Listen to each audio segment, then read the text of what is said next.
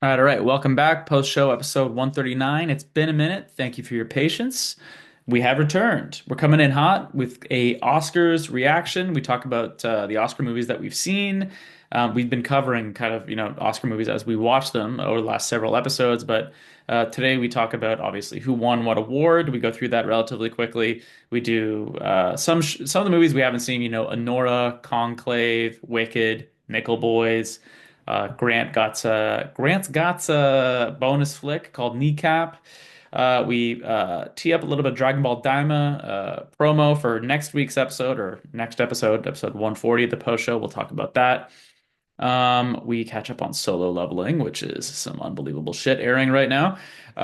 White Lotus season 3 and Severance season 2, episodes specified in the description. We're happy to be back. We hope you're happy to have us. Looking forward to it. Grant, hit him with that music. Oh, hey there, Grant. Hello, David. What's up, buddy?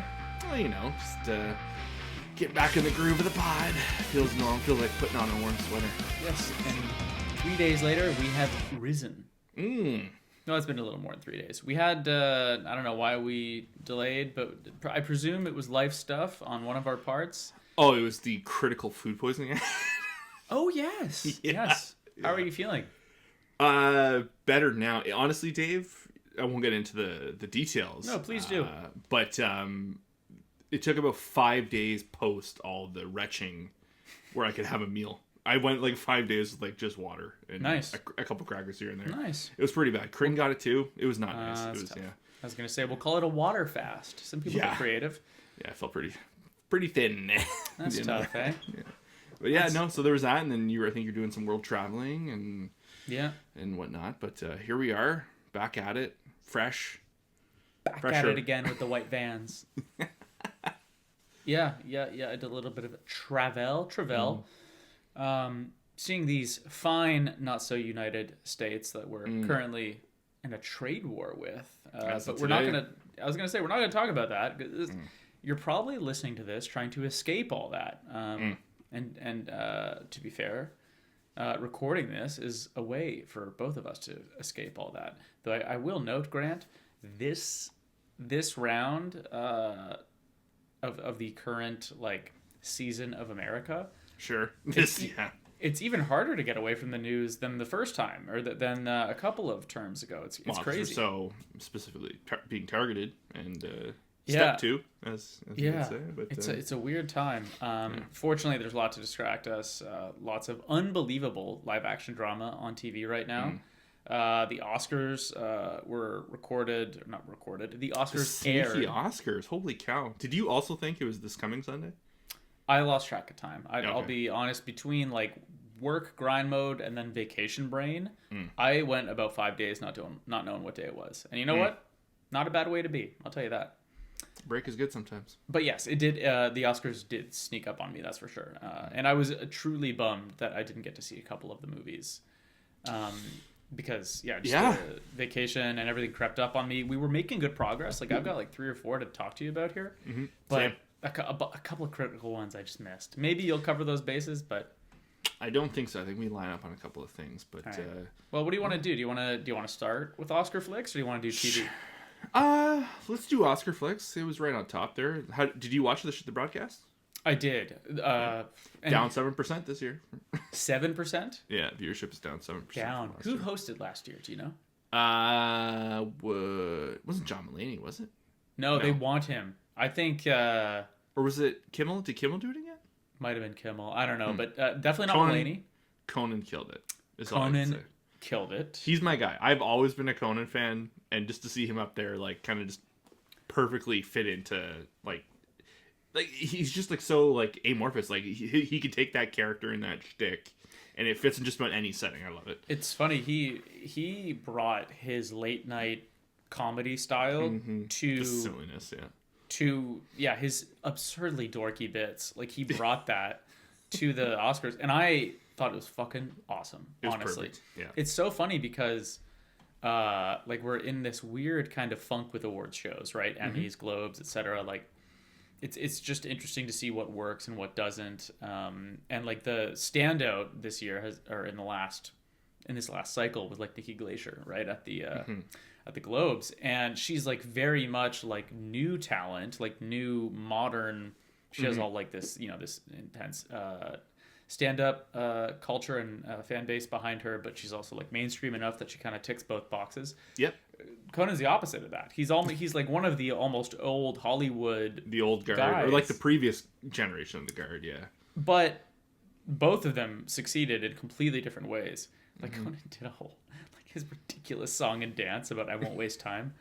I don't know. I'm a sucker for it though. I like you. I love his sense of humor. Yeah, it's the perfect balance of like self-deprecation and also like he's just so whip smart and like can kind of crack those jokes at everybody, but he's just as quick to like hit himself with it and kind of play on all that, and it just feels even keeled. Like it feels like he can target people. And he gets away. The whole bit with like getting the firefighters to make the jokes for him that he can't say, I thought was incredible. The halftime Kendrick Lamar joke literally made me spit my beer out. Love that. And Leanna was like, "Are you okay?" I was like coughing downstairs. I thought that was pretty good. Him coming out of Demi Moore's substance cavity, I thought was opening. Just spot on, Conan. I love that. He, I mean, if you're not like a huge Conan fan and not super familiar with his work, like watch about how far this guy will go for the bit. Like the opening of the Oscars is a good example. The substance callback you just mentioned, but like watch his Hot Ones appearance. That guy doesn't care. Like he'll do anything for the laugh, which is like just what comedy is. Granted, it's in like his very specific kind of almost like dad dork humor, but like he doesn't care. Like he doesn't care at all. Yeah. And like he's almost more of an entertainer than anything, right? Yeah. Well, just like he's like you get someone who's been doing nightly monologues for like 40 years. That's in Kimmel's credit too. Like I know some people didn't love his years or whatever, but I thought you just get someone who knows how to like sit in front of a camera, read the prompter, and get the information relayed to people is like such a huge, like it's like the biggest crux like for this kind of gig, right? So like just having that kind of personality and comedy aside, if you can get someone who knows how to read and project and present, you're set. Roll with punches, be able to handle like stuff that happens that is not planned because something always happens. Yeah. Okay, so that's the host. Maybe let's talk about the biggest one of the night, just to start off, because I saw this movie. It's my favorite of the Oscar movies that I've seen. Anora. That's the one I really wanted to check out. Did not get a chance. So they I won't call it a sweep, but Sean Baker took 4 Oscars in one night, and I didn't know this, Grant. Here's some fucking crazy trivia for you. So he's a writer-director, and he won for writing and directing. Yep. He edited his own film as well, and won the Oscar for that. And I was trying to think, like, I know most of the okay, no, that's not true. I know the big writer-directors. We've got Tarantino, Nolan, Denis Villeneuve, Paul Thomas Anderson. He writes all his stuff. Yeah. I don't know if any of them edit their own movies. I feel like notably, I think David Lynch was known to edit a lot of his stuff. But he also didn't get a ton of like. Yeah. He was like a Hollywood favorite and like an Artours, favorite. But I don't think he got a lot of Oscar love. I also think they're going to introduce an Oscar, I think apparently next year for casting. I did hear that. That's interesting. And Sean Baker cast the movie himself. Just wild, this guy. And I don't know about you, but go watch Anora, and we'll talk about it when you do. But I looked at his IMDb. Like the only other thing that was notable was in 2021 he did something called Red Rocket. Do you know what that is? I didn't see it. I saw his previous movie, the Florida Project. That was really good. Okay, I've seen none of his work, nor have I heard of it really. So like, the Anora was like my like introduction to him, as I'm sure it was for a lot of people. And then obviously we haven't said it, but for the record, they won Best Picture. Yep. So yeah, really big night for Anora, and my favorite film, and like it's very R-rated. And has a lot of I don't know. I'm trying to think of like something that isn't super obvious. Yes, it's like a movie about sex, but dude, what blows my mind is like almost the chaotic fun energy the movie has. I didn't anticipate that at all. Yeah, like well, that is a recurring theme. Like he has like the theme crossing all his movies is like the topic of sex work is like a returning as a big thing. Like been a big thing for him and all that, and in his storytelling and all that. But so yeah, well, hard work, put it in. It's funny too. There was a clip kind of going around from just making the round. I think it was big a couple years ago, but it was when he was making the Florida Project, and he was telling the story of, or the people relaying the story is he had two child actors. They're like the leads in the movie. Yeah.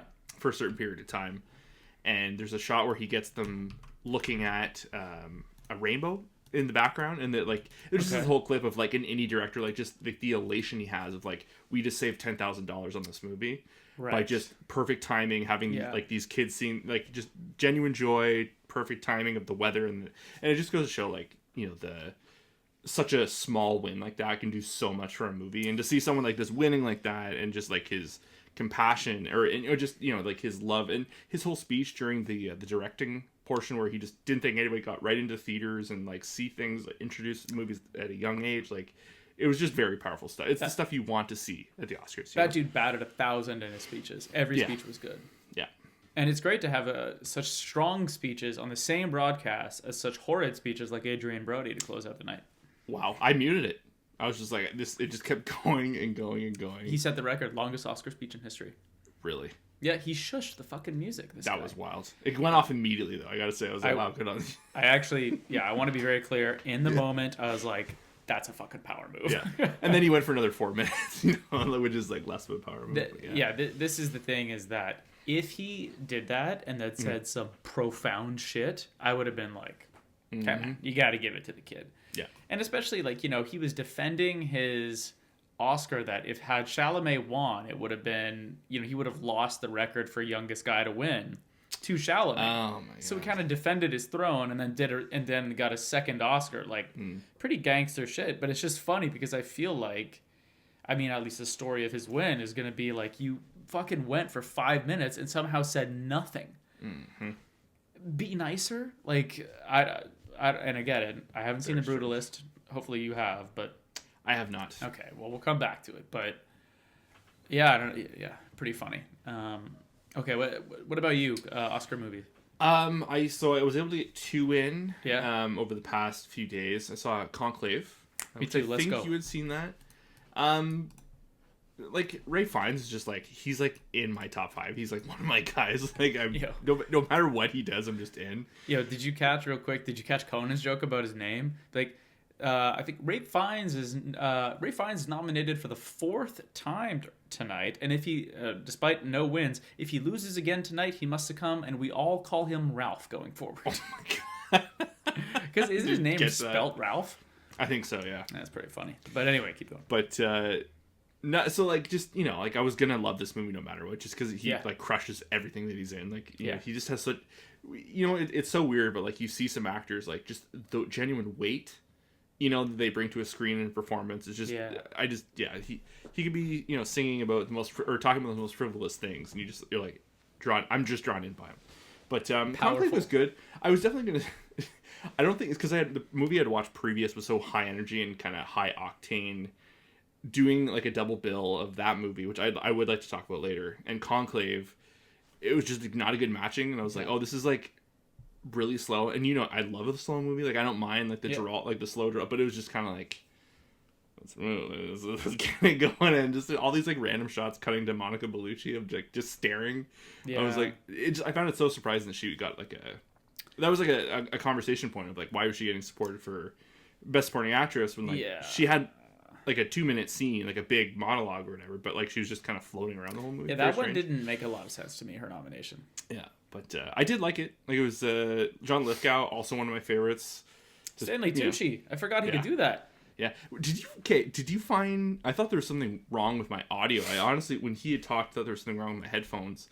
He had like it was like he was acting with like a candy in his mouth or something. There was like a weird something to his, it almost sounded like it was done like AD, like after the fact. I gotta say, like, I didn't pick up on that. No, it felt like he was talking with something in his mouth the entire time, and there's just it was just like, oh, what's weird? I hear it again. I'm like, why is it just when anytime Stanley Tucci talks? I will note, or talking through his teeth or something like that, you know? Yeah, I will note on the Tucci thing, like, it's funny because this will probably come up again later. Listening to him talk, like, he looked like he was convincing because he was in the costume does so much. Sure. Yeah. I don't know if they won for costume or not. I can't remember. No, Wicked did, I think. Yeah, it's true. That makes sense. But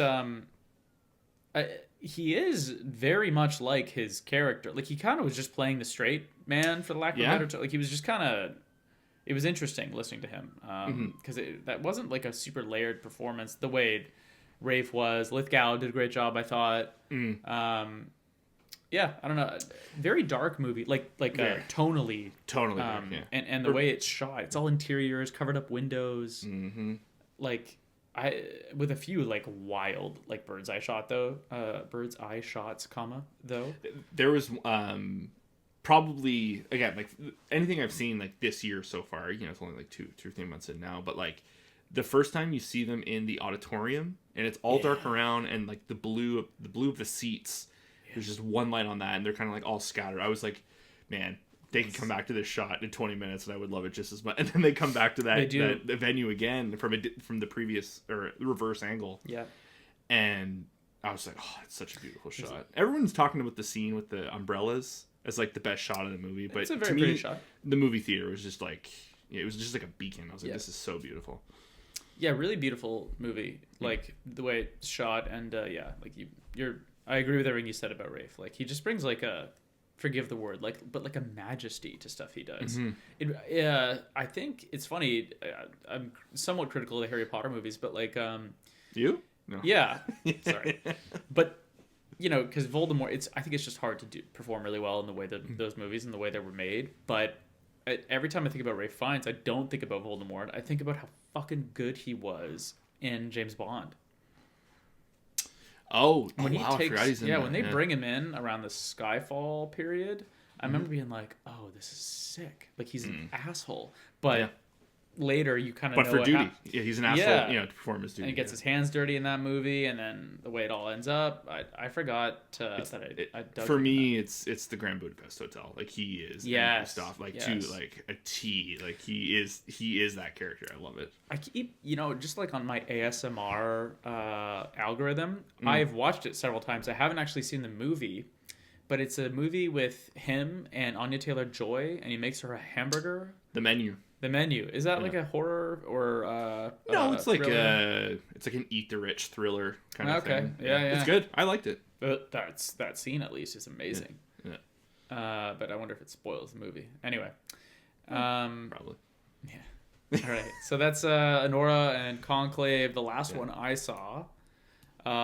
We finally saw Wicked. How'd you like it? Great movie. Yeah. Like,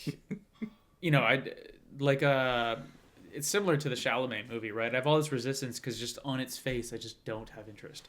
And then I'll watch it and be like, yeah, this is awesome. Like, obvious. So yeah, I didn't think I would watch Wicked and then be like, you know what? I don't think it's that good. Like, I never thought it'd be that. I just wasn't excited what to watch it. What a take, Dave. Yeah, right. You don't just, but straight no, white male doesn't like Wicked. No, but obviously it's a good movie. It's incredibly well made.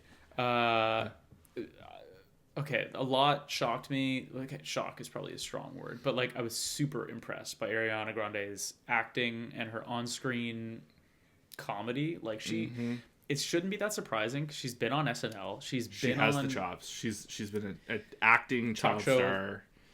She did comedy on Nickelodeon. She did comedy with Disney. Like, this is her wheelhouse. Like, yes. I don't know why anyone like ever doubted like her crushing this. So very funny. Earned an Oscar nom.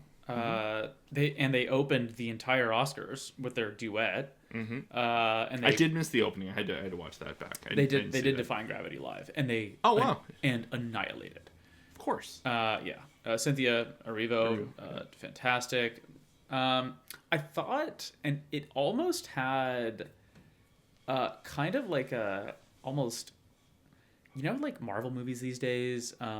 The film grain, or like the filmy graininess, like the sheen of the CG is like almost like a gloss, and you're like, I don't like. There's actually so much CG, it might actually be taking away from the real sets they built at times. To me, like, the crazy thing is like the Wizard of Oz, and I know like you can't talk about one without the other. Like, I know they're not directly associated, but they are, And The Wizard of Oz has such a brightness to it. Like, it is, you know, like the transition from black and white in Kansas to into Oz, and like the color, and like, and there was such a drained quality to the Wicked. It was my biggest take. I think we had talked about when I had seen it. I was like, I couldn't get over how dark it was. And there were scenes where I genuinely couldn't tell. There, you know, I think the for me the big standout of the movie is the dance sequence in the library. And just like the practical sets they made, but it had like the most brightness to it. It's literally like in a windowed area, and all this light is coming in.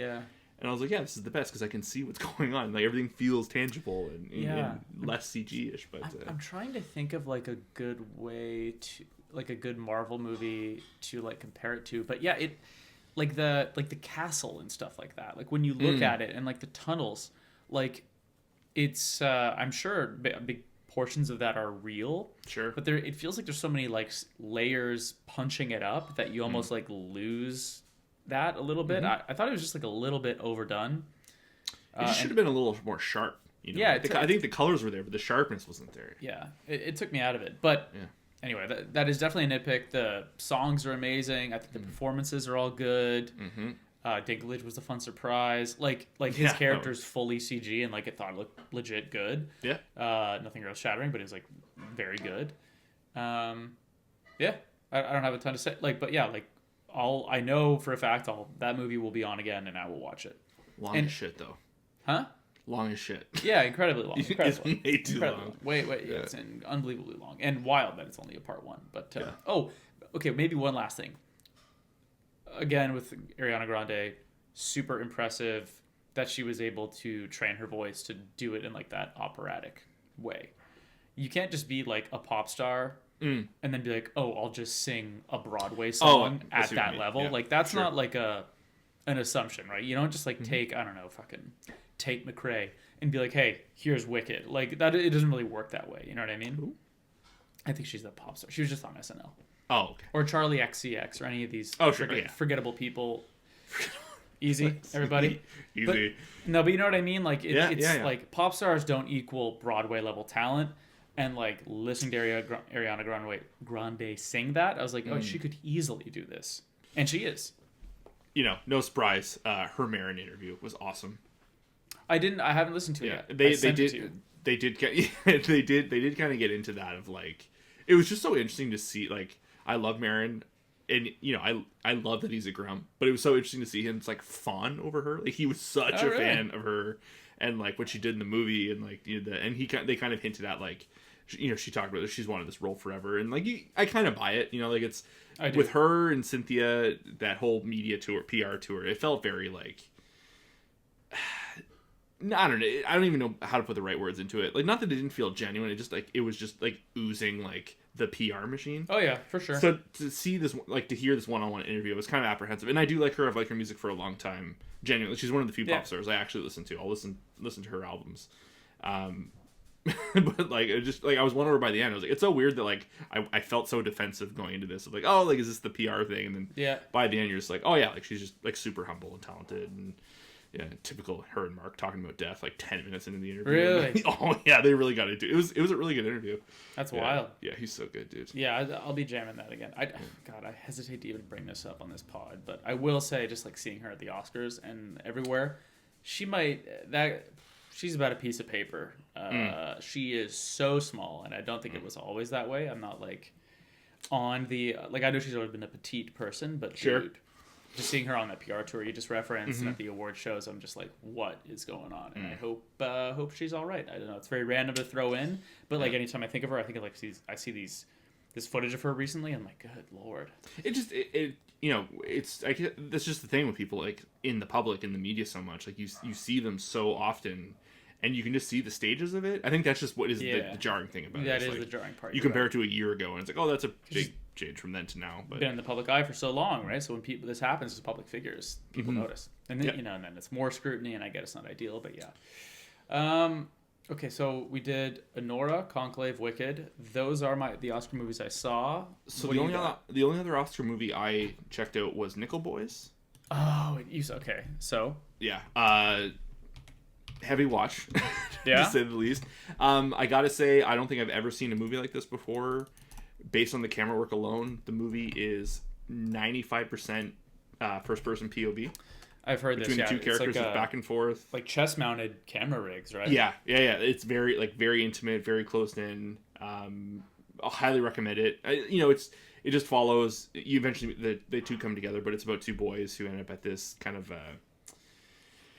It's set during like the 60s and the in southern Florida, Tallahassee area, and one gets sent to like a reform school. You say it's in the 60s? Roughly? In the 60s, okay, yeah. Because it's around the time Martin Luther King, I believe he was in the 60s.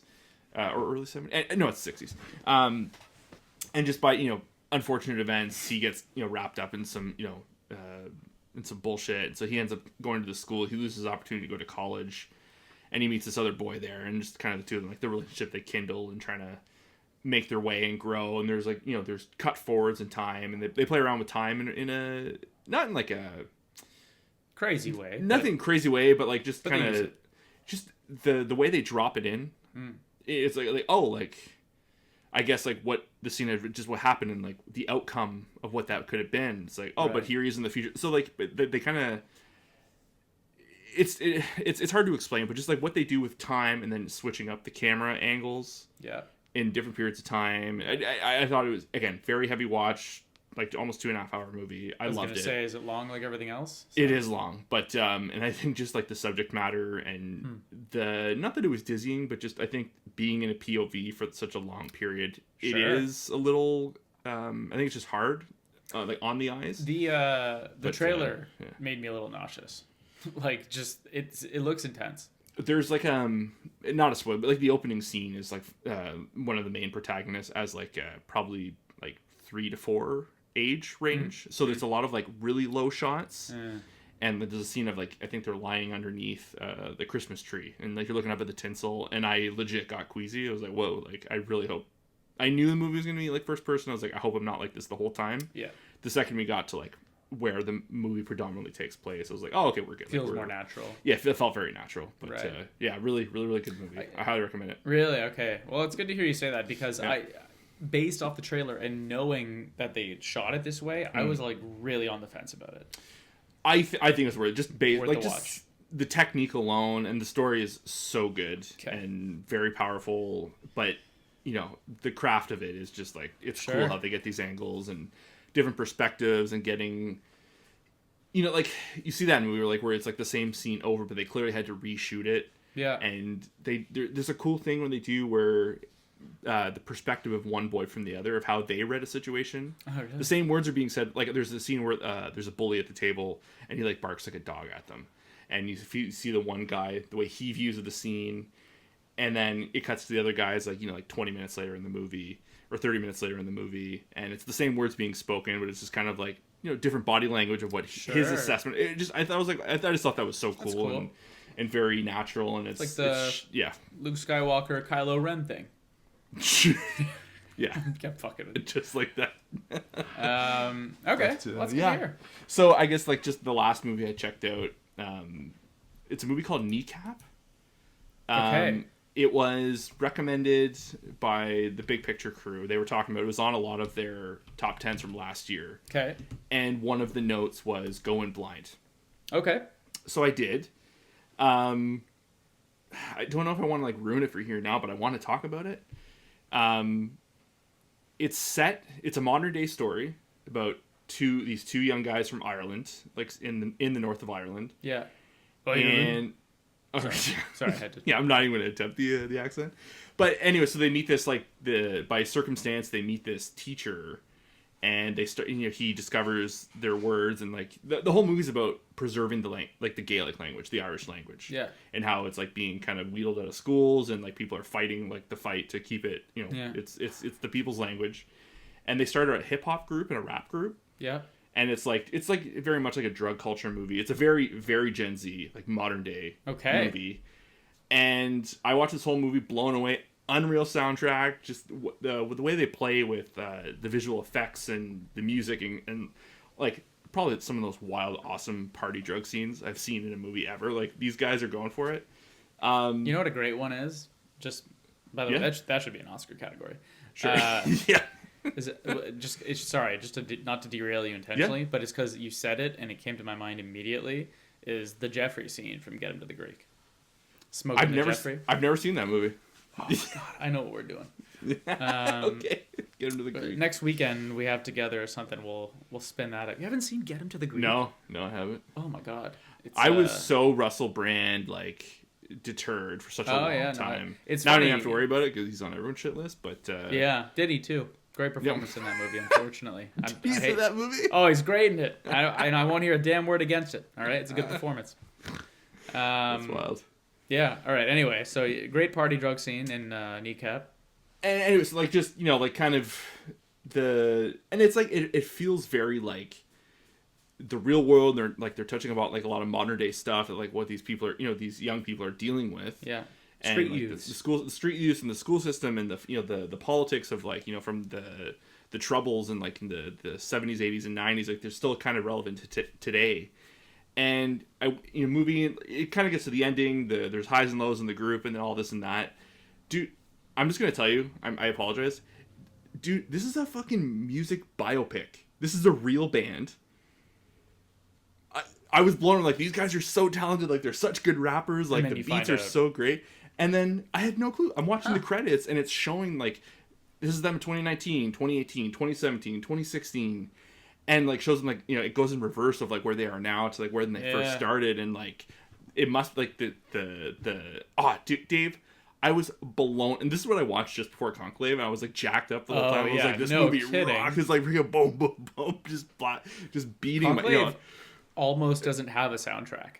It was a halt, dude. It was inertia at its finest. It was just smacking the wall. But yeah, I highly recommend. I apologize about the spoiler, but people need to check out. If you just want a good, fun Friday night movie, lots of comedy, a little bit of drama, a lot of the melding of the historical facts of time and place, and just the lightness and the brevity. It was dude. It was so good. I was These 99-cent, I'm not trying to help Apple promote their 99 Friday cent rental movies there. I was gonna say, where'd you watch it? But you got a little. I check every week what the weekly 99-cent movie is just to rent. I never do that. That's a great idea. And is it just one, or is it a list? There's a list, but they promote the bigger movie every week. This past week was Heretic with Hugh Grant, the horror movie he just did with A24. I picked that up. The week before was Kneecap, and I just I was I want to watch something tonight. Nice, dude. I fired up Kneecap, and I was just blown away. Damn, listen to their tunes. I've been listening to their tunes since. I was dude, this is nice. I could just go and listen to this band's discography. I thought this was just a creation of someone's mind. Yeah, and then you find out it's a thing. It's a full blown biopic. The whole group is in the movie. They were such good actors, so believable. It just the power of going in blind on something. We always joke Zero Dark Grand and go and experience it. That's the move. This was one of the ultimate boons of that philosophy. Nice. And just coming at the end of it, this is awesome. That's pretty dope. Awesome. Yeah. Damn, Kneecap. All right, put it on your list. Yeah, check it. Jeez. I suggest. Okay, I'll leave this up to you. You want to do more live action drama, a la White Lotus and Severance, or do you want to get into anime? Let's break it up. Let's do a little bit of anime. Okay, I'm just gonna say this. I just want to quickly mention this part, because I told you I got stopped by TSA because I was repping Dragon Ball Daima, dude. It's so funny. On a Uniqlo shirt, and they were like, "Yo, what you think of Daima?" And I was like, "Please." You want to know? And I was like, "Here's the podcast business card. Please check it out for my full thoughts." No, but there's one episode left, and I haven't seen it, so that's on me. But it's done. I believe it's done. I could be. I'm a week behind, so for all I know, there's a post credits, and they say it's not. What do I know? You know what we should do? Go ahead. Finish that episode. Next pod, we should get Bronson on here. Sure. Talk about some Daima. There you go. I know he's been really wanting to talk about it, so we should get bring him it. Yeah. Bring it on, Bronson. But yeah, so I'm gonna reserve really any major thoughts on the series, because I think last time we were here I just kept saying the same stuff, right? It's fantastic, it's great. Yep. They're doing some interesting stuff, so we'll do a full review. I saw the big review or big reveal a couple episodes ago. Yeah, let's not even touch it yet. No. I'm now very the past like 3-4 weeks, the Daima agenda has been pushed on me. Yeah, really pushing people. Yeah, rewatch it before the finale. Crunchyroll sent me a message about that. Really? Yeah, rewatch all of Daima for the finale. It's neat because yeah. 21. What's 21 episodes? You know what I mean? Yeah. And Uniqlo, that's one afternoon. No. Yeah, and Uniqlo did this little they did this Dragon Ball thing. So I got the Daima shirt, and then I got they had the OG Dragon Ball shirt. Yep. I had to cop that. So yeah, all right. So that's a little preview on Daima. How about solo leveling? Been check that shit right in my veins, dude. Yeah, we're about 3 or 4 weeks. So we've had we have 3 episodes left. Yeah, no, I meant since we've talked, but oh sure, yeah. This is effectively since we talked last. We've basically seen the 4 episodes. Yeah, and it's basically the 100 level dungeon arc. Yes, more or less, right? Yeah, climbing the tower. I think so. Yeah, climbing the tower itself. The announcement of him being an S rank. Yep. Now the Elixir of Life stuff.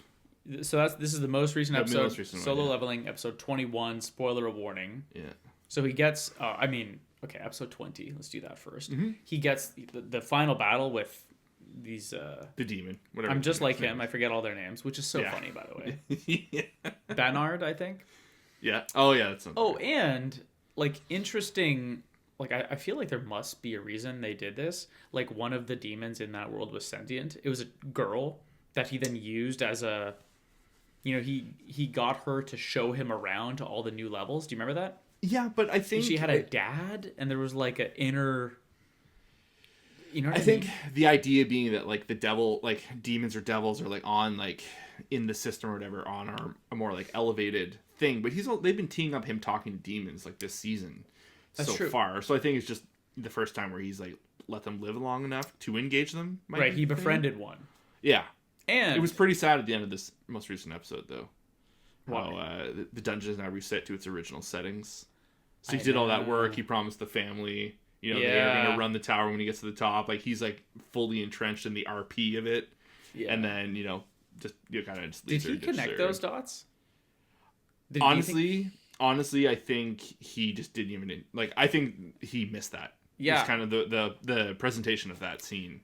Yeah, he just immediately turned and walked away, and then the memo is there. Yeah, that was my read of the situation too. I was oh wait, so is she gonna die? Because he left her there.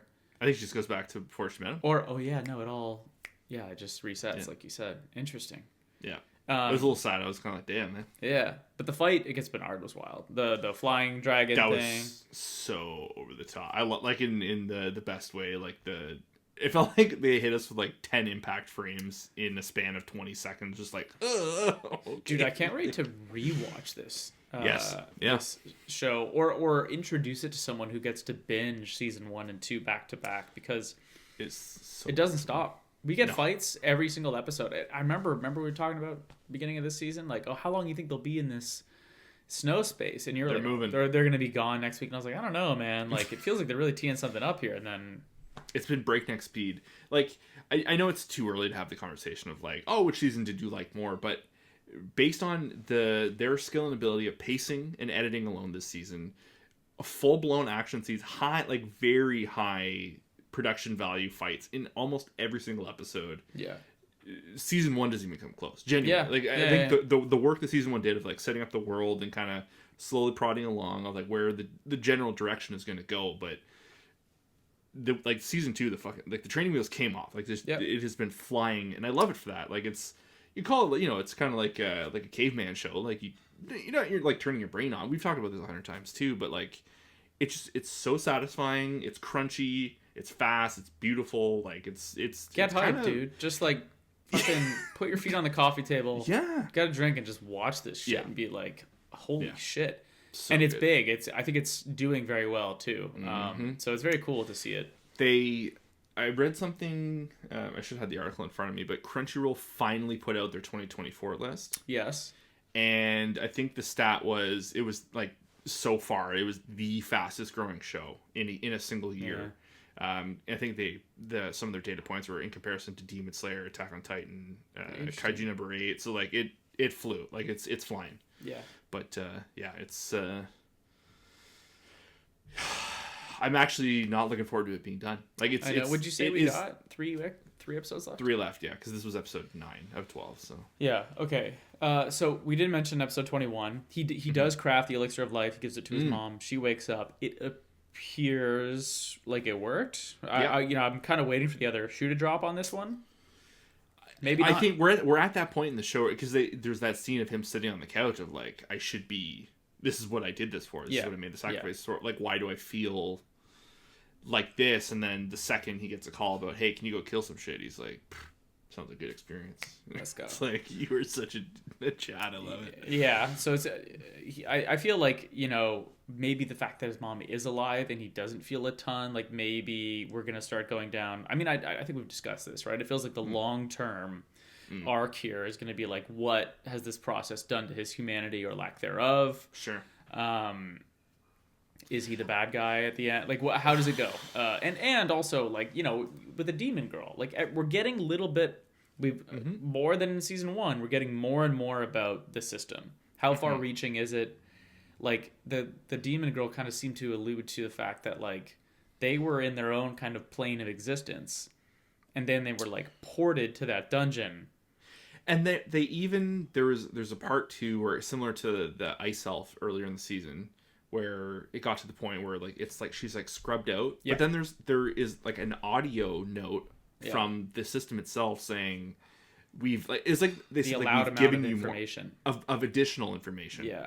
Has been given, so the system is clearly choosing to withhold more. It could let no more go, but I'm really fun plot.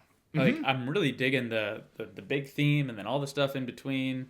I don't know, I like it. And then last thing is they get all these S ranks together. We're gonna have a little training exercise, and then did they preview like there's maybe a level above S about like there's like a level where it takes an entire nation to stop them. Was that a post credits? I think it was just kind of like a tidbit thrown out amongst like the collective, like the powers to be. But I wonder if like they're kind of in a way being like, Jinwoo is not yet top dog among the S ranks. I think he's clearing everybody right now already. Yeah, but I wonder if there's going to be more because like I think my whole read of this show is like he may or may not be the villain in the end. Yes, right, yeah. But I do think like this. I think this is like the definitive power fantasy. I think this is going to continue to grow and potentially be a problem because they are doing a really interesting. Maybe I'm reading into it too much, but like they are using this whole fire ant island, the Jeju Island stuff. They've been moving that plot along nicely in the back. Plotting, but I think now they're at the point where they are now introducing, I think, like nation wars and right. Yes, they have them here to do the Jeju Island stuff, but I also think that's teeing up like Korea versus Japan versus America. Like I think there is going to be like a power struggle of some sort, and where they all come together to stop him or what, or because there's all this stuff with his dad too. But I did want to ask you too before we get past the elixir of life, did the system? I should have went back and paused it, but did the system give him 6 elixirs of life? That's what it looked like. That seems pretty OP to me. Yeah, like 6 charges. I, like you, was probably assuming like you get 1 if you succeed, but maybe you got 6 doses. I don't know, but it looked like he got 6. Yeah. And also just to your last note, no sign of the dad whatsoever. I'm assuming we'll get another tease or we'll get something. I bet you get the stinger of the season finale is going to be his dad related. Is my hunch. Yeah. But yeah, it'd be weird if they did nothing. Okay, that's solo leveling. I am also behind on Sakamoto Days. Yeah, okay, so we can catch up on Sakamoto Days later. I don't have a ton else anime related, but I'm incredibly excited for White Lotus. Shangri-La Frontier. Oh yeah, how's that going? It's good. It's funny. It's there's a whole underwater, like a reverse world thing going on, like an odd world situation. Yeah. He has like they have introduced. I don't know how far you are behind the season. But he's kind of behind. Yeah, he's got like a. Was it last season? The end of last season where he went into the mech game. Yes. Towards. Actually, I don't know. There's like a Gundam. But I remember clearly. Anyway, He kind of has like like the old crew's not replaced, but he has like a new kind of like temporary like new friends he's made, and they're all kind of. I really like the new cast they've introduced, like the other two players that he met in this other game. New characters, fun. And then more like in-game NPCs, and they've also like like no one has like died or anything like that, but they've been really hitting home like every episode, twice an episode, that if an NPC dies in the game, they're gone. Right. Okay. And there's been a lot of worry, and like Emil, the rabbit, Emil.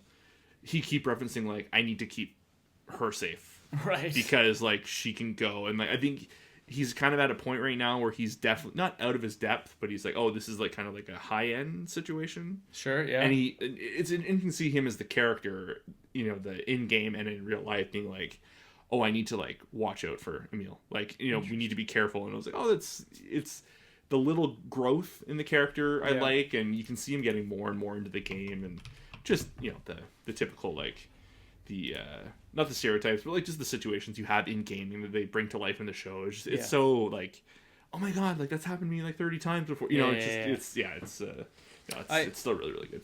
I finished my first campaign on Baldur's Gate 3. So happy? Going again immediately. You're going again, right into it. Yeah, it's unbelievable. It's one of the best gaming experiences I've ever had. It's unbelievable. I've been playing Avowed, which is very like fantasy, first person game, but I'm enjoying it so much. I'm thinking back to Baldur's Gate, and I know you've been talking about Baldur's Gate a lot, so I think I'll go anytime, this year alone, I would definitely like to do a replay. I'll go anytime if you want to start a little campaign sizzle. Because that game is just unbelievable. But yeah, I only brought it up because of SLF, Shangri-La, and all that stuff. You're right. It's very true to form, true to life. Mm-hmm. White Lotus? Yeah. Nice. Yeah. White Lotus Season 3. I don't think we've talked about it, have we? No, we have not had the chance. Okay, so we're 3 episodes in at the time of... 3 episodes have aired at the time of this recording. And correct. We're going to talk about all 3. You're caught up? Yeah, I'm caught up. Okay, so there's your spoiler warning. Does it feel like a bigger cast, as in like slightly more higher profile ensemble? Slightly more high profile. Like, let me put it this way: in seasons 1 and 2, other than Jennifer Coolidge, I don't know if I recognized a single actor. Steve Zahn is pretty known. Which one is he? First season, he was the dad of what's her name's there? Everyone's girlfriends hate. And wives hate. Oh my god. What's her name there? The blonde girl. Yeah. She sells shampoo now? We're going to be here all night. I have no idea. Between our pop culture knowledge, I have no idea. But to your point, fair enough. But my point, I guess, was I recognized like a lot of people in season 3. Sure. Yeah. Yeah. I would say like Carrie Coon's pretty big. And, Carrie Coon, Schwarzenegger. Wow. What a performance that guy's putting on. He gives... I feel so gross every time he's on screen. He's gross. The girl group of 3, like the middle-aged 3 ladies. Carrie Coon, Leslie Bibb, Michelle Monaghan. Yeah, and what? Lucius Malfoy. Lucius Malfoy's. And the guy who's done the 2 Tarantino movies, like. Oh, Walton Goggins. Yeah, boy. You see what I'm saying? Like we just named the whole cast. Yeah. Anyway, that was just my point. I fucking love Walton Goggins. I do. Man. Did you see like the Variety photos making their rounds right now? No. Just like mid-50s, just absolute like TRT stud. Let's go. And Leanna showed me the photo. She goes, "Is this your guy?" I'm like, "God damn right, that's my guy." I was like, "Check that shit out." She's like, "Wow, I love Walton Goggins." I'm like, "I bet that body is like Greek as fuck." Like, good for him, marble. dude. Yeah, dude. I'll send you those photos later. It's incredible. But that's awesome. Also, dude, okay, I've been wanting. You're the only other person I know that's watched Zone of Interest. Yeah. Fabian, dude. Sam sent me that, and I was like, no. Talk about... I've been wanting to have this conversation with you, like, since it clicked for me. I have, like... I respect actors and all that, but, like, just how broad the spectrum can be. Like, the definition of night and day. Like, he's not doing too much in White Lotus yet, or whatever. Like, he's around. And I hope he's there for a reason. Very much comic relief. He must be. But, like, it just goes to show that who directs you, the tone of the movie, the writing of a movie versus, like, something else. It's... I understand when people call them, like, chameleons and this and that. But, like, it is just crazy how much a haircut and a smile, can, like, completely change. Energy. I was just like, wow, that's wild. Yeah. Wild, wild, wild. But yeah, he's unbelievable. Yeah.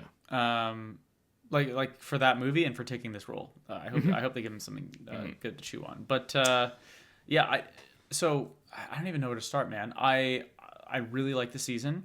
Episode 3 was maybe the slowest so far. I thought like nothing. That's not a criticism, but just it felt like the least amount of stuff happened. But yeah, but White Lotus is kind of like this, right? It's build, build, build until you're like, okay, we're bursting at the seams. I would say like I had a similar thought where maybe it's not like a perfect kind of comparison, but episode 3 felt like a immediate continuation of all the themes and conversations in episode 2. Yeah. Like it just felt like a continuation of those conversations that everyone had with their respective groups. Whereas like the propulsion from 1 to 2, like it felt like there was new things being brought up. Versus where it kind of felt like the same conversations with the immediate continuation of them. But like it feels fresh and like good. Like it's like, oh, this is a great episode or whatever. But I know what you mean. It kind of felt like we watched episode 2 again. Yeah. Yeah. And I think they're keeping the strength of like all of the sources of tension. Mm-hmm. Makes sense. Like the politics stuff came up between the 3 women. Are we really going to talk about Trent? That was good. That's a recurring theme all 3 seasons, though. Yeah. Yeah. The dad getting Tim. I think it's Lucius Malfoy's character starting to hit the pills a little bit. Walton Goggins fucking being awesome, smoking weed, letting out snakes. Then his girlfriend gets bit, and also the way he talks to her is just like, wow. Yeah, crazy. And then I think like maybe like really the only thing majorly nefarious going on, there's like these sketchy bodyguards that may or may not have organized that inside job. Feels like an inside job, yeah. Yeah, feels like an inside job. And what else? Oh. Fucking Greg / Gary being around. This little shit. That guy, like, he's there for a reason. Yep. And I'm curious to see what happens. His girlfriend. I think her and Schwarzenegger will probably get something going.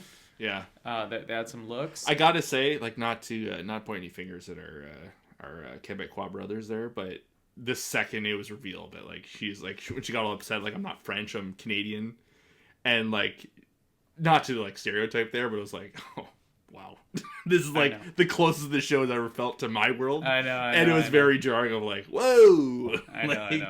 I laughed. Yeah. I laughed when that happened. Yeah, we've all known men and women like that. Yeah, yeah. We should. We should address the incest elephant in the room.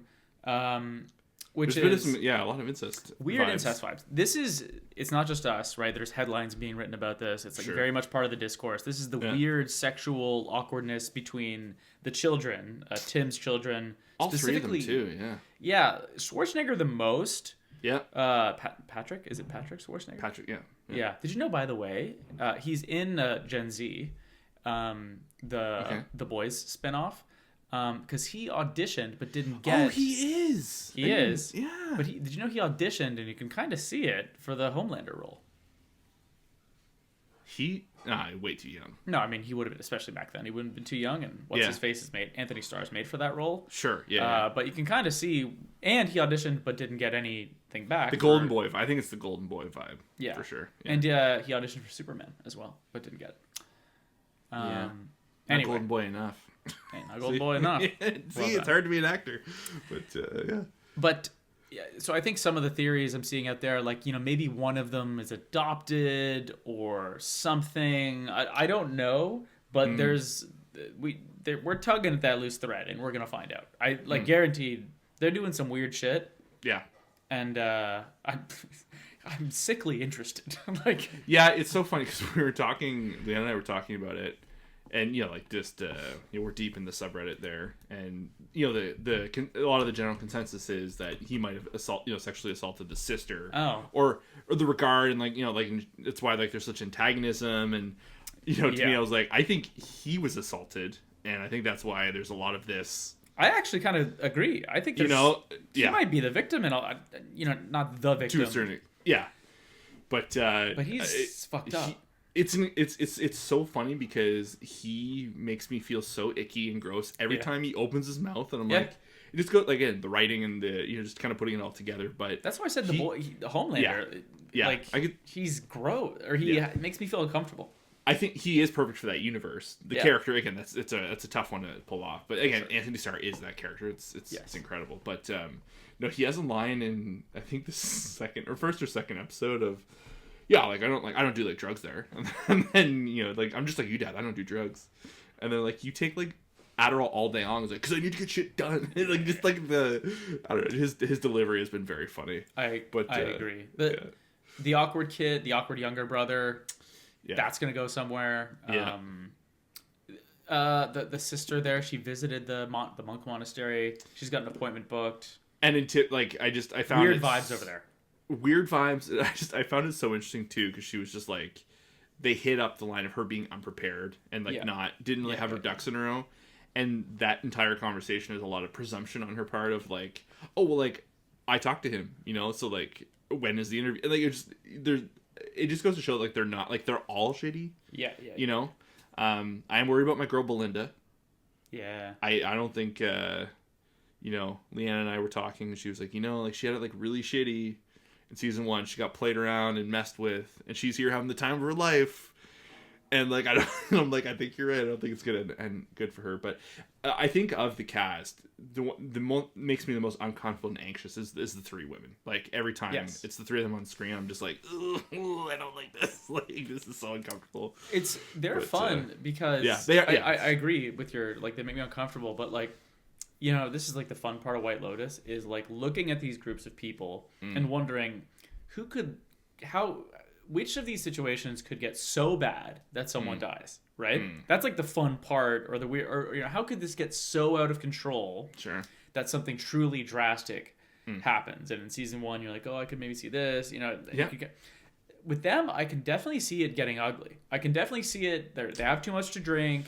Yeah. Every time one girl goes to bed, the other 2 stay up and talk shit, right? Yeah, so far we have the trifecta now. We have all parties have had their moment on. We've got the triangle, yeah.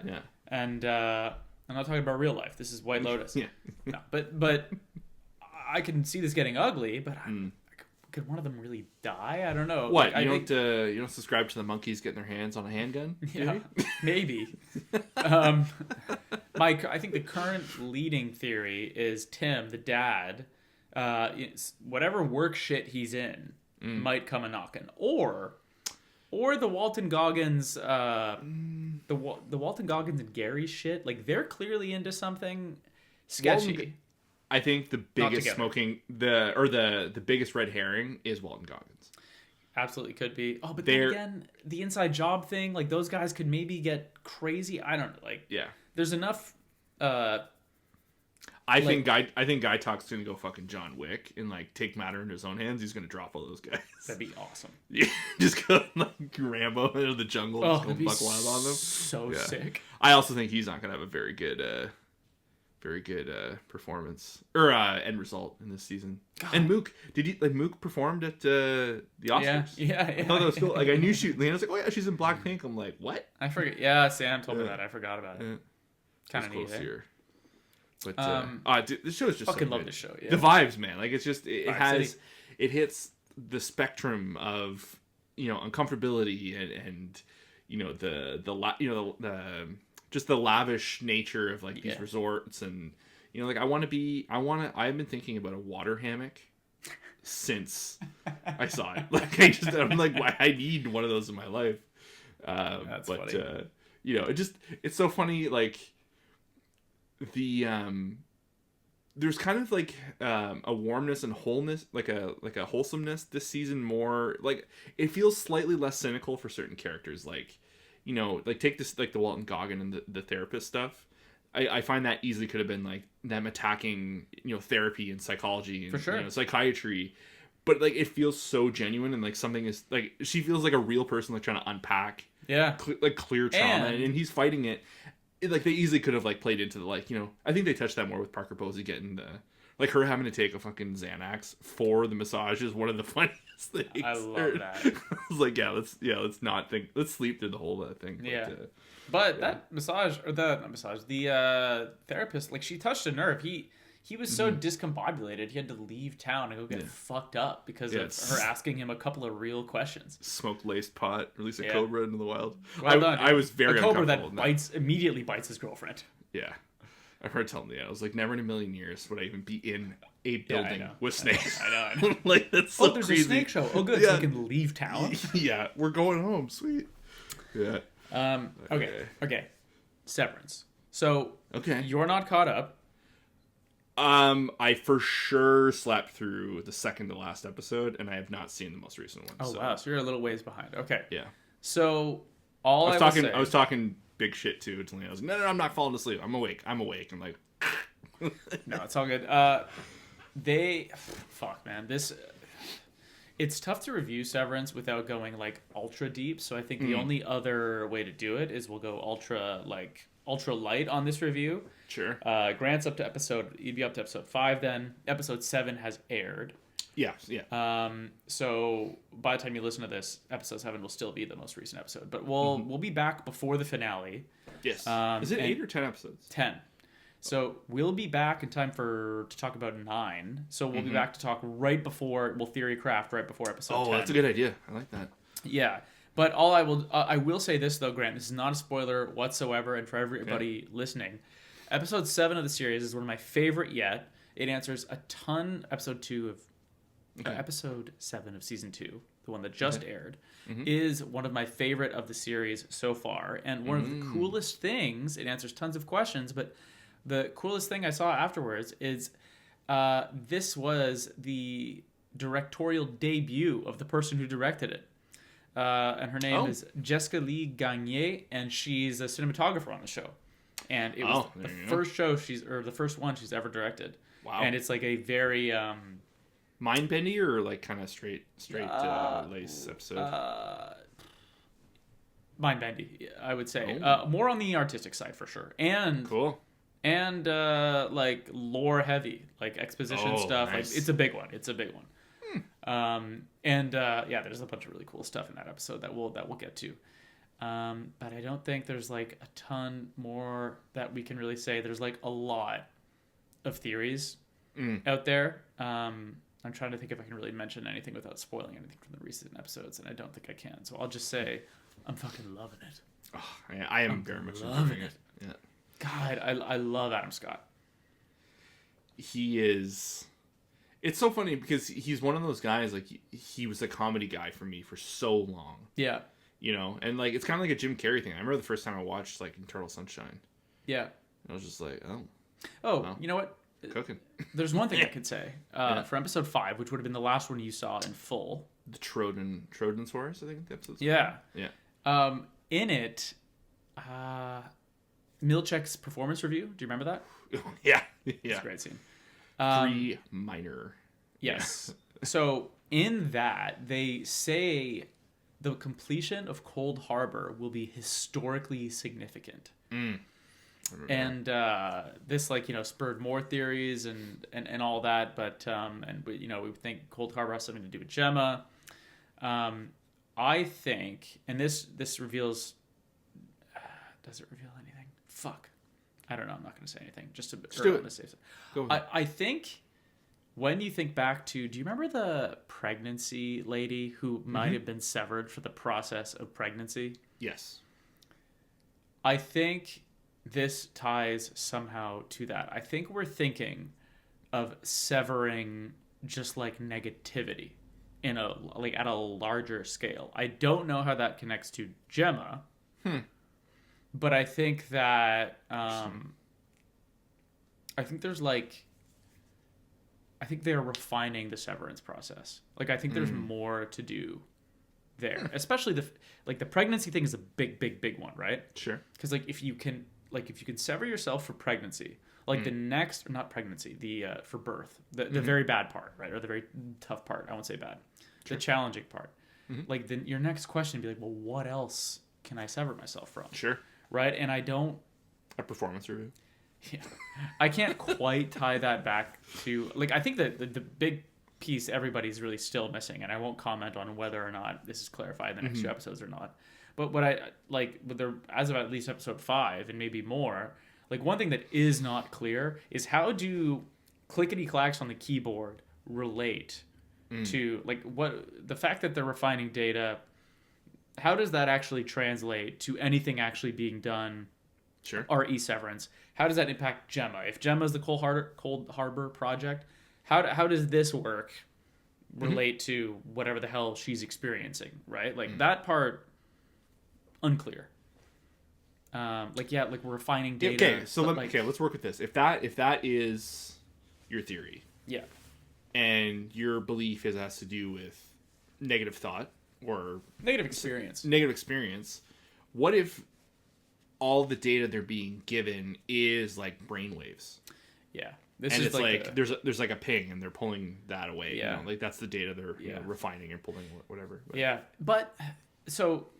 I'm with you on that. Like, I think, like, could you, like, take brain data or soul data or just literal, like, waves and then, like, somehow, like, convert it to, like, a binary string or just a string of numbers and letters or whatever it is? Yeah. That makes sense. But how do the refiners, what process are they doing to refine that data? Like, how, like, do you remember, like, the Dylan demo in episode or in season 1 where he tells Helly, like, oh, like, it's going to feel like a scary number. Do you remember that? And then she does her first click, and it works. Like, what the fuck is that about? Like, this is what I'm saying. Like, and also, like, is there something inherent about them being severed that allows them to refine that data? Does the severed process not matter at all? Remember we talked about, like, does Mark's relationship with Gemma could be experience too, like just lack of like experience, you know, like almost like more of a even keeled ego, like you know, it's does Mark's experience knowing Gemma help decode her brain data better, even though it's severed Mark? Like I don't like that. Still, to me, is the thing too. Like it just my question I've had is because there's been a lot of talk in the show about like how important Mark S is, and you know his work is crucial, but like up until like, you know, what is it, like a span of maybe like a month or like let's just say 6 months, was it Eddie or who was the guy that Mark replaced? He was their former like team lead, the guy that dies, Petey. Like, so what changed between Petey running the show and Mark being like essential to being the team lead and like getting the work done, unless he was just, you know, or was he always a high value employee for whatever reason? Sure, yeah. But they do put a lot of they press a lot of importance of Dylan and his talent and his work as well. So like it kind of feels like, well, you know, yeah, this goes back to my Neon Genesis theory for the record. Okay, like, do you remember that? Yeah, it's just like, okay, so Mark S is important. We all acknowledge this, right? But like, why have any other refiners? Like, there must, and we know that they refine stuff. Like, we know they've closed files. And there are other refiners at other plants. So, like, what does this, I just don't know what this means. Are they all decoding brain data from, like, people they know that have died in weird ways? Or just the coincidence that Cold Harbor itself has just been the biggest leap in whatever they're working on. Just, you know, they hit lightning in a bottle, I guess. But could be that too. But it's interesting. Dylan, I love all these characters, man. They're all so fantastic. Yeah. It does feel like, I mean, their direct competition come Emmy season, I assume, will be White Lotus. Not even in the same category, though. Drama, no? No, White Lotus will go comedy. Have they historically gone comedy? Ooh, you know what? That might be worth looking into. I'm not sure. Do it. Emmy noms. And then we can wrap it up.